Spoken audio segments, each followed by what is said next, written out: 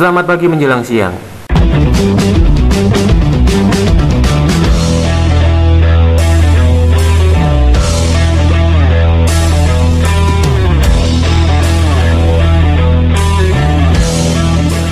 Pada pertemuan kali ini kita akan melanjutkan bab yang kedua, yaitu reproduksi pada tumbuhan dan hewan. Macam-macam cara reproduksi pada tumbuhan, yaitu yang pertama, tumbuhan berbiji tertutup atau angiospermae. Yang kedua, tumbuhan berbiji terbuka atau gymnospermae. Yang ketiga, tumbuhan paku atau pteridophyta. Dan yang keempat, lumut atau bryophyta. Mari kita pelajari lebih dalam. Yang pertama, reproduksi tumbuhan angiospermae. Pernahkah kamu melihat tanaman mangga, rambutan, kelapa, padi, dan jagung? Tanaman tersebut merupakan contoh dari kelompok tumbuhan angiospermae.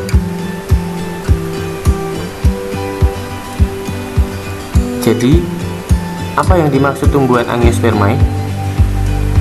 Tumbuhan angiospermae atau tumbuhan biji tertutup adalah tumbuhan yang memiliki ciri bakal biji berada dalam bakal buah atau ovarium.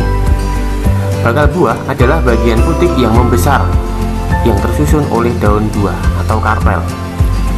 Bakal buah selanjutnya akan berkembang menjadi buah dan bakal biji berkembang menjadi biji.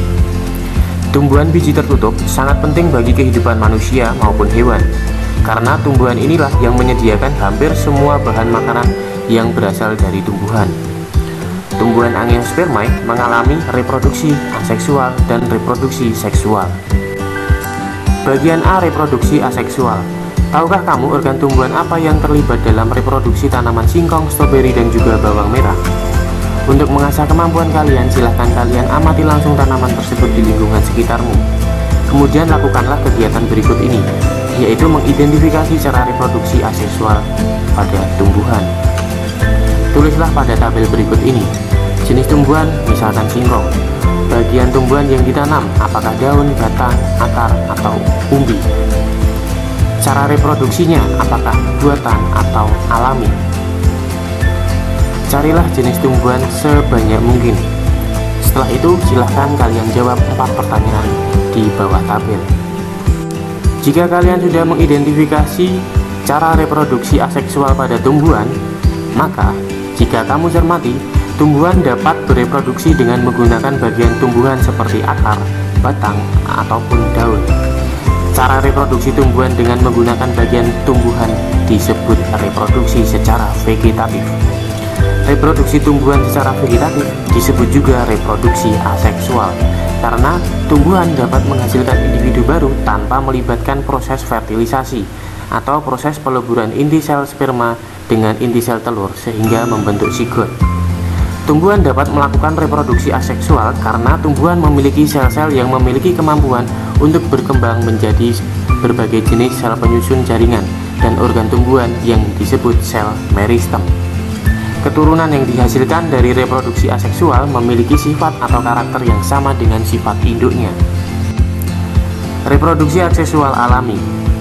Tumbuhan yang dapat bereproduksi dengan bagian tubuhnya tanpa bantuan manusia, inilah yang disebut dengan reproduksi aseksual alami atau reproduksi vegetatif alami. Contohnya yang pertama, rizoma masif. Pada batang terdapat ruas dan buku. Pada buku inilah tempat tumbuhnya tunas yang akan berkembang menjadi tumbuhan baru. Beberapa tumbuhan bereproduksi dengan tunas pada batang yang ada di dalam tanah. Batang yang ada di dalam tanah disebut rizoma. Beberapa contoh tumbuhan yang bereproduksi dengan rizoma adalah jahe, kunyit, lengkuas, dan temulawak. Yang kedua adalah stolon. Pada rumput dan beberapa tanaman lain, misalnya stroberi dan pegagan, terdapat batang yang menjalar di atas tanah. Batang tumbuhan yang menjalar di atas tanah disebut stolon atau geragi. Tunas dapat tumbuh pada buku dari stolon. Saat tunas terpisah dari tanaman induk, tunas sudah mampu tumbuh menjadi individu baru. Yang ketiga adalah umbi lapis. Umbi lapis terdapat pada bawang merah. Dinamakan umbi lapis karena memperlihatkan susunan berlapis-lapis yang terdiri atas daun yang menebal, lunak, dan berdaging, dan batang yang berupa bagian kecil pada bagian bawah umbi lapis yang disebut dengan cakram. Pada tumbuhan yang bereproduksi dengan umbi lapis terdapat kuncup samping. Kuncup samping yang tumbuh biasanya merupakan umbi lapis kecil-kecil, berkelompok di sekitar umbi induknya. Bagian ini dinamakan siung atau anak umbi lapis. Jika siung tersebut dipisahkan dari induknya, maka akan menghasilkan tumbuhan baru. Yang keempat adalah umbi batang. Jika kamu amati dengan seksama, pada permukaan kentang, mungkin kamu akan dapat melihat mata tunas atau kuncup. Pada bagian tersebut akan terbentuk tunas dan menghasilkan tumbuhan baru. Contohnya adalah kentang. Kentang merupakan salah satu tumbuhan yang mengalami pembengkakan pada batang di dalam tanah dan berisi cadangan makanan. Batang yang demikian disebut dengan umbi batang. Umbi batang selain berfungsi untuk menyimpan cadangan makanan, juga berfungsi untuk reproduksi. Tanaman umbi jalar juga dapat berkembang biak dengan menggunakan umbi batang. Yang kelima adalah kuncup adventif daun. Tahukah kamu bahwa pada bagian tepi daun terdapat sel yang selalu membelah atau sel meristem? Pada bagian daun yang demikian dapat membentuk kuncup.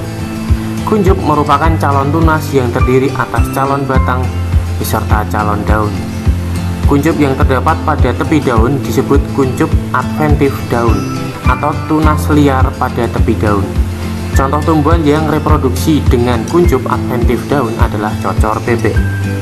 Setelah kalian memahami reproduksi aseksual alami, mari kita simak reproduksi aseksual buatan. Pernahkah kamu mendengar tentang pohon jeruk yang masih muda tetapi mampu menghasilkan buah dalam jumlah yang banyak dan rasanya yang manis? Apakah jeruk jenis demikian ada secara alami? Yang kedua, tahukah kamu bagaimana singkong atau ketela pohon ditanam di kebun yang luas? Nah, jadi reproduksi aseksual juga dapat dilakukan dengan bantuan manusia.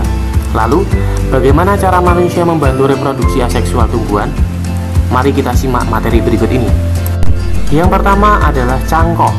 Cangkok dapat dilakukan dengan mengelupas kulit suatu tangkai tanaman berkayu, kemudian dibalut dengan tanah dan dibungkus dengan sabut kelapa atau plastik sehingga tumbuh akar. Apabila bagian kulit yang terkelupas telah tumbuh akar, maka tangkai dapat dipotong dan ditanam di tanah. Tanaman yang dihasilkan dari cangkok memiliki sifat seperti induk dan cepat berbuah. Namun demikian, perakaran tanaman ini kurang kuat. Cangkok dapat dilakukan pada tanaman berkayu seperti mangga, rambutan, kelengkeng, maupun jeruk. Yang kedua adalah merunduk. Merunduk dapat dilakukan dengan membenamkan tangkai tanaman ke tanah, sehingga bagian yang tertanam dalam tanah tumbuh akar. Apabila sudah tumbuh akar, maka tanaman dapat dipisahkan dari induk. Merunduk dapat dilakukan pada tanaman yang memiliki cabang batang yang panjang dan lentur, misalnya bunga alamanda. Yang ketiga, menyambung atau enten. Cara reproduksi menyambung atau enten adalah dengan memotong suatu batang tanaman, lalu disambung dengan batang tanaman yang sejenis yang berbeda sifat. Pada satu pohon tanaman hasil enten dapat menghasilkan 2 atau lebih buah atau bunga dengan sifat yang berbeda. Misalnya, tanaman terong hijau disambung dengan terong ungu, maka dalam satu tanaman dapat menghasilkan terong hijau dan terong ungu. Contoh yang kedua, tanaman bunga kertas atau bougainvillea. Tanaman ini merupakan salah satu tanaman yang sering disambung agar dalam satu tanaman terdapat beberapa warna bunga. Misalnya, pada batang yang memiliki bunga berwarna merah disambung dengan batang tanaman yang berwarna ungu, dan pada cabang lain disambung dengan batang yang memiliki bunga berwarna putih. Dengan demikian akan dihasilkan tanaman bunga kertas yang memiliki bunga beraneka warna dalam satu tanaman. Yang keempat, menempel atau okulasi. Cara reproduksi menempel atau okulasi dapat dilakukan dengan menempelkan mata tunas yang ada pada kulit tanaman pada batang tanaman lain yang sejenis. Teknik okulasi atau menempel sering digunakan oleh petani untuk mendapatkan tanaman unggul dari 2 atau lebih tanaman yang sejenis. Misalnya, untuk menghasilkan buah jeruk dengan sifat unggul, misalnya jenis pohon jeruk batang kuat tetapi jeruknya kecil dan masam, dan jenis pohon jeruk yang pohonnya tidak terlalu kuat tetapi jeruknya besar dan manis. Maka mata tunas pohon jeruk dengan hasil buah besar dan manis ditempelkan pada batang pohon jeruk yang batangnya kuat. Oleh karena itu, akan dapat dihasilkan pohon jeruk yang berbatang kuat dengan buah yang besar dan manis. Pohon jeruk yang masih muda tetapi mampu menghasilkan buah dalam jumlah banyak dan rasa yang manis dapat dihasilkan melalui teknik okulasi ini. Yang kelima adalah stek. Stek adalah cara reproduksi vegetatif dengan memotong atau memisahkan dari induknya, lalu bagian tanaman, dan kemudian ditanam untuk menghasilkan individu baru. Misalnya, untuk menanam ketela pohon atau bunga mawar dapat menggunakan batangnya atau disebut stek batang. Tanaman cacar bebek dapat diperbanyak dengan menggunakan stek daun. Tanaman sukun dapat diperbanyak dengan menggunakan stek akar. Petani juga menggunakan teknik stek untuk menanam tebu, rumput gajah untuk pakan ternak, dan pohon seruni. Terima kasih kalian sudah menyimak materi yang sudah saya sampaikan tentang reproduksi secara aseksual.